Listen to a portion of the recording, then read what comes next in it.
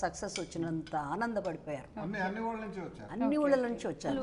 ఎన్నెన్నో సృష్టించారు మీరు తెలుగు ఫిలిం ఇండస్ట్రీలో. వాటిలో ముఖ్యంగా మీ అల్లూరి సీతారామరాజు తెలుగు ఫిలిం ఇండస్ట్రీలో మొట్టమొదటి కలర్ సినిమాస్కోప్ ఫిల్మ్, అలాగే 70mm ఫిల్మ్ మీదే సింహాసనం.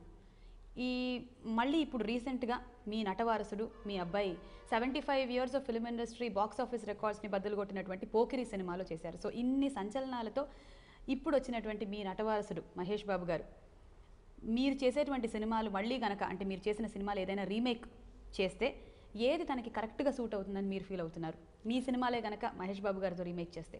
ఇప్పుడు పోకిరి కొంచెం కిరాయి కొట్టుగాడు సిమిలారిటీస్ ఇన్స్పిరేషన్ ఉంటుంది అందులో. అలాగా ఇప్పుడు అసాధ్యుడు ఉంది.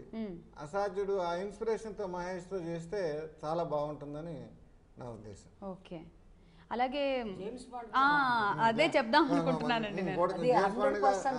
అవును, జేమ్స్ బాండ్ పిక్చర్ కూడా మహేష్ తో చేయొచ్చు. గోడ్చారి 116 లాగా, అవును, ఏజెంట్ గోపి లాగా. తనకి ఉండేటువంటి ఆ ఇమేజ్ కి and bond is handsome and Mahesh is very handsome. So దానికి పర్ఫెక్ట్ గా సూట్ అయ్యేటువంటి బాండ్ క్యారెక్టర్ తనకి కరెక్ట్ గా సూట్ అవుతుందని ఫ్యాన్స్ అభిప్రాయం.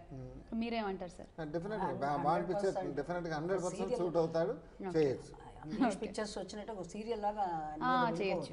ట్రూ.